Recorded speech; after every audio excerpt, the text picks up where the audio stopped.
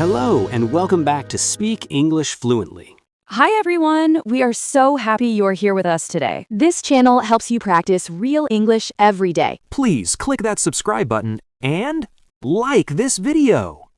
Hi, Anna. I hope you are doing well. Hi, Adam. I am super ready for this topic. So, first impressions. Do you judge people instantly? Oh, totally. I think everybody does it, right? Yeah, they say it takes just 7 seconds. 7 seconds? Wow, that is honestly kind of scary. It is crazy. We make up our minds fast. Exactly. We need to talk about why that happens. Agreed. Let's dive into the truth about this. Let's go. I have so much to say. Let's start with us. Remember our first meeting?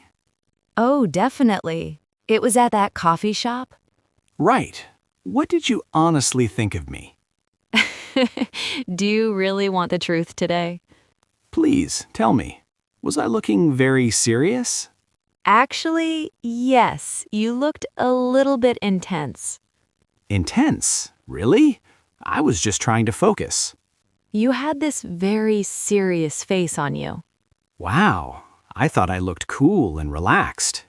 Not really. I thought you were maybe angry. That is funny. I was actually super nervous. Really? You did not seem nervous at all. I mask it well. What about your impression? Well, I hoped I looked friendly to you.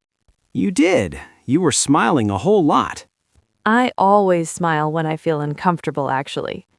Wait, were you uncomfortable meeting me that day? A little bit. Meeting new people is scary.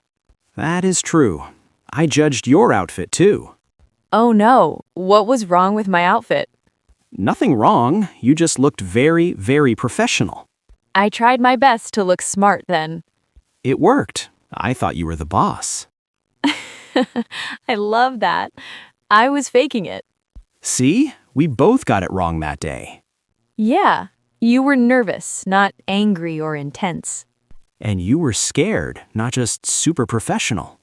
Exactly. First impressions are often just a mask. So, why do we trust them so much? I guess our brains just want quick answers. It is a survival thing, I suppose, right? Definitely. We need to know who is safe. But in modern life, it can be tricky. Very tricky. We miss out on cool people. I almost missed knowing the real you, Anna. And I almost ran away from intense Adam. Thank goodness we gave it more time. Yes, time is the only way to know. Do you think appearance is the biggest factor? Sadly, yes. Visuals hit us before words do. Like my serious face and your smart clothes? Precisely.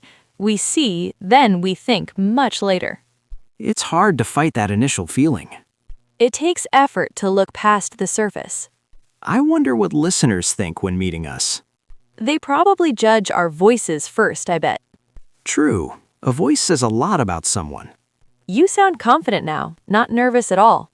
I feel much more comfortable with you now. That's the key.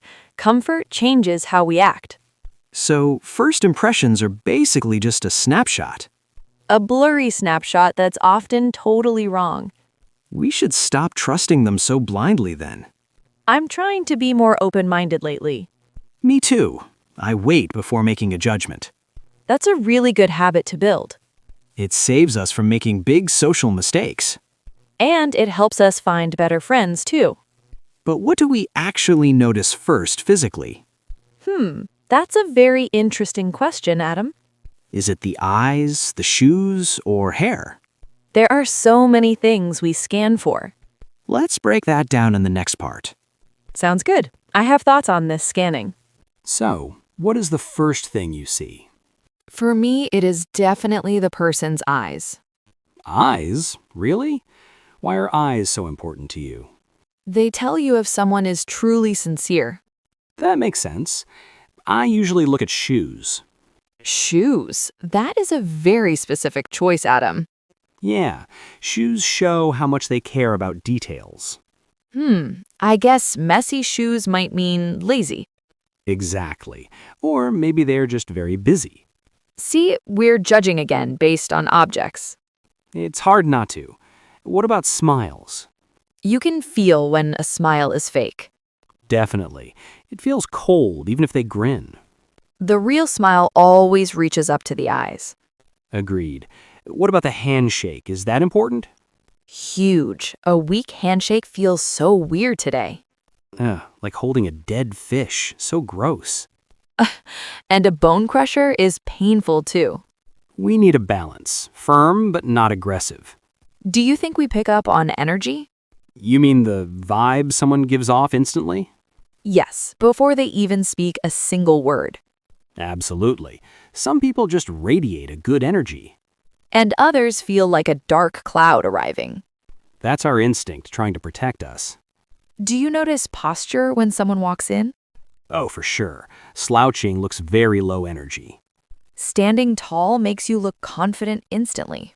Even if you are actually terrified inside, right? Fake it until you make it, they say. Do you judge people by their watch or phone? Sometimes, brands can signal status to some people. That is superficial, but it happens a lot. What about grooming, like hair or a beard? Messy hair can look creative or just lazy. It depends on the context, I suppose, right? Yeah, messy hair at a bank is bad. But messy hair at an art studio fits. Context changes how we scan the person entirely. We are like detectives looking for little clues. And we put the puzzle together super fast. Sometimes we focus on the wrong clues, though. True, like judging someone for having a tattoo. Or judging someone for wearing a cheap watch. We really need to check our own biases. It's hard work to stop the scanner. But it's worth it to be fair. Have you ever scanned someone and felt afraid? Yes, when their body language was too aggressive. That's when the radar is actually useful. It keeps us safe from actual bad danger. So the scan is not always a bad thing. No, it's a tool we must control. We shouldn't rely on it 100%. Agreed. Use the scan, but stay open too. Speaking of being wrong, I have a story. Oh? Did you misjudge someone really badly once? I made a huge mistake with a coworker. I love hearing about your awkward social mistakes. It taught me a lesson I never forgot. Was it a book cover kind of situation? Exactly. I judged the book by the cover. Well, tell us what happened in that story. So, who was this person you misjudged? It was a new guy at my office. What was your first impression of him then? He was so quiet, he seemed very rude. Rude? Just because he was quiet and silent? He never said hello to anyone in the morning. Oh, that definitely looks bad on the surface. I thought he hated all of us, honestly. So you avoided him because of that vibe? Yes, I stayed far away for 2 months. Then what happened to change your mind finally? We got stuck in an elevator together one day. Oh no, that sounds like a total nightmare. I was panicking, but he was so calm. Did he finally speak to you in there? Yes, he started cracking jokes to help me. Wait, the rude guy was actually funny? He was hilarious and actually extremely shy, really. So his silence was just shyness, not rudeness. Exactly. He was terrified of talking to us. That is a classic misunderstanding of introverts. I felt terrible for judging him so harshly. Did you become friends after the elevator incident? He is actually my best friend at work now. That is an amazing turn of events, Anna. Do you have a story like that too? Oh yeah, I misjudged a neighbor years ago. Let me guess, you thought they were weird? I thought he was a scary, angry biker. Because he had a loud motorcycle and leather? Yes, he looked tough and never smiled once. I would probably be scared of him too. One day, I saw him walking his dog. Was it a big, scary dog as well? No, it was a tiny, fluffy little puppy. No way, that changes the image completely. He was talking to it in a baby voice. A tough biker using a cute baby voice? It was the sweetest thing I ever saw. Did you talk to him after seeing that? I did. He's actually a kindergarten teacher, actually. No way, that is the best plot twist. He loves kids and animals. He's great. We are really bad at this judging game. We rely on stereotypes way too much, sadly. Quiet means rude, leather jacket means bad guy. And we're wrong almost half the time. It makes you wonder how many friends we lost. Probably a lot. It's a sad thought. But these stories are funny in the end.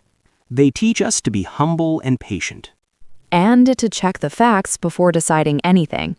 Have you ever been the one misjudged, Anna? Oh, all the time. People think I'm loud. But you're just energetic and very happy. Exactly, but some think it's too much. Being misunderstood feels really frustrating and unfair. It makes you feel small and unseen, really. We need to talk about those feelings next. You mean the awkwardness of the first meeting? Yes, why is it so awkward and hard? My palms sweat just thinking about it now. Let's discuss the nerves and the awkwardness. Okay, let's get into the uncomfortable details. Meeting new people is physically exhausting sometimes. I know. My heart beats so fast usually. Do you get the sweaty hands thing too? Yes, it is so gross and embarrassing. I am always afraid to shake hands then. I try to wipe them on my pants. I have done that exact same move. It is the worst feeling in the world. Why does our body react like that though? Maybe we're just afraid of being rejected. It's definitely a fear of judgment happening. I start overthinking every single word I say. Me too. I replay the conversation in my head. Why did I say that stupid thing, right? Exactly. I cringe at myself for days after. It stops us from being our natural selves. We put on a mask to look cool. That mask is heavy to wear all night. It is exhausting trying to impress strangers constantly. I usually need a nap after social events. What about the awkward silence? That is deadly. Oh my God, the silence is actually painful. You just stare at each other, waiting, hoping. I start talking about the weather immediately then. Nice weather today. That is so boring, Anna. I know, but I panic and just talk. I usually drink water to fill the time. I play with my phone or keys. Anything to avoid looking at their eyes directly. Eye contact is really hard when you're nervous. Do you think other people feel this too? Definitely. Most people are just faking confidence well. Even the cool guys are nervous deep down? Especially the cool guys. They have an image. That makes me feel a little bit better. We're all just acting in a movie. I wish we could just be real immediately. That would make life so much easier for us. Imagine saying, I'm nervous right away. That might actually break the ice really well. It takes a lot of mental energy, right? My social battery drains very fast these days. After an hour, I just want to leave. Me too. I start looking for the exit. Do you have a trick to calm down? I take deep breaths in the bathroom usually. The bathroom break is a classic survival tactic. It's the only quiet place to recharge. I check my phone to look very busy. The phone is a shield against awkward moments. But these feelings depend on where we are. True, a party is different from an interview. An interview is like the Olympics of nervousness. Oh, interviews are a totally different level of stress. And a date is a different pressure too. Dating nerves are the butterfly kind of feelings. The setting really changes how we act, right? Completely. I act differently at work than at home. We shift our personality to fit the room. It's like being a chameleon in public. Let's talk about how the place changes things. Good idea. Context is everything for first impressions. Dates versus interviews. Which one is actually worse? That's a tough choice. Let's discuss it. So let's compare a job interview versus dating. Interviews are terrifying because money is involved. True, you have to sell yourself like a product. You wear a stiff suit and sit straight. And you smile until your face hurts badly. You cannot make a single mistake in there. One bad answer and a job is gone. That pressure makes the first impression so heavy. Now, what about a first date scenario? That is more about chemistry than skills, really. But you still want to look perfect, right? Oh, yes, I spend hours on my hair. But you can laugh and be a bit silly. A little bit, but not too weird yet. You save the weirdness for date 3. Exactly. You peel the layers off slowly. What about meeting a friend's friends at a party? That feels much more relaxed and easygoing. The stakes are lower. No job, no romance. You can just have a drink and chat. But you still want them to like you. Of course, nobody wants to be the outsider. I think I am funniest in casual settings. Me too. My real personality comes out faster. In interviews, I'm basically a robot. Yes, sir, I'm very hardworking and organized.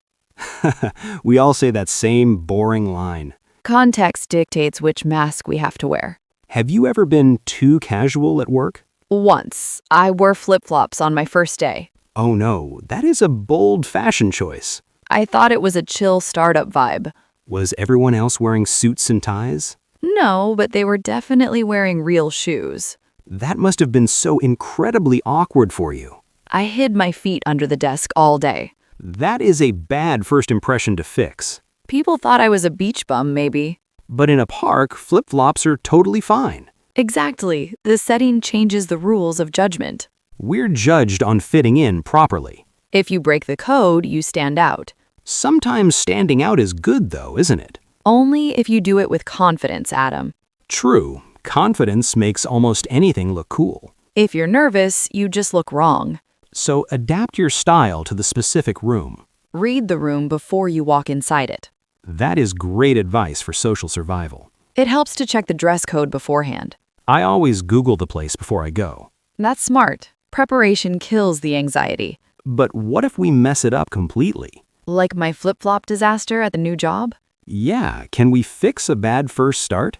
That's the big question we face now. Some people say you never get a second chance. You never get a second chance, they say. Is that actually true or just a myth? I think we can fix things with time. But it takes a lot of hard work. It's an uphill battle to change minds. Let's talk about fixing those bad starts. Yes, let's see if redemption is possible. So, is a bad first impression permanent forever? Many people believe it is stuck in stone. I think you can change it, but slowly. It definitely takes much more effort to fix. You have to prove that you are different. Exactly. Consistency is the only way to fix. Remember the rude guy from your office story? Yes, he fixed his image by being funny. But it took him 2 months to fix. True. If he stayed silent, nothing would change. We call that the confirmation bias in psychology. We look for things that match our opinion. If I think you are mean, I see mean. Even if I am nice, you see mean.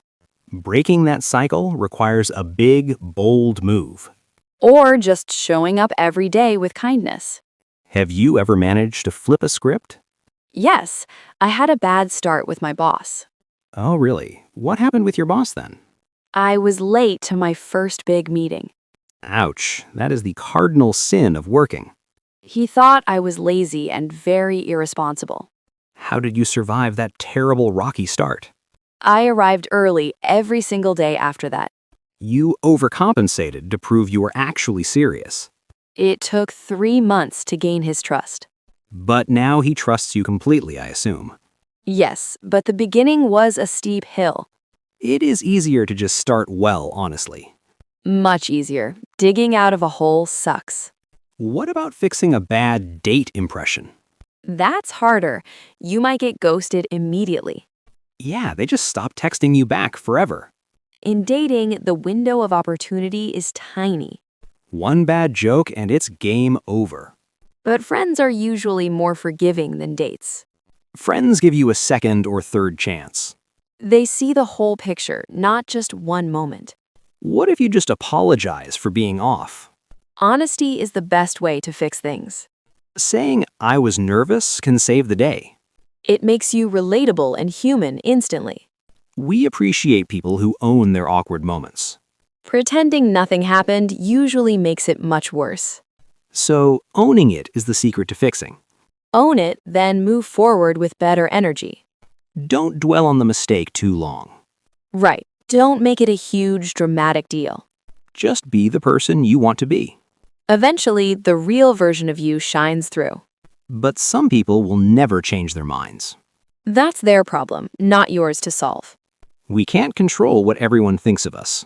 We can only control our own actions today. That's a very healthy way to think. It stops you from worrying about every stranger. First impressions matter, but they're not everything. They're just the cover of the book. The story inside is what really matters most. I hope people read our pages, not covers. Me too. We have some good chapters inside. Even if the cover is a bit messy. Let's wrap this up with some final thoughts. I'm ready to give my final advice. So the big lesson is just relax today. Yes, be yourself and do not fake it. If someone judges you wrong, just move on. Their loss, not yours. That is the spirit. We really want to hear from you guys. Yes, tell us your awkward stories down below. Did you ever judge someone totally wrong before? Write it in the comment section right now. And please do not forget to support us. Hit that like button if you enjoyed this. And subscribe for more conversations like this one. We have many more interesting topics coming soon. Thanks for listening to our ramblings today, everyone. See you in the next episode. Bye. Catch you later, everyone. Have a great day.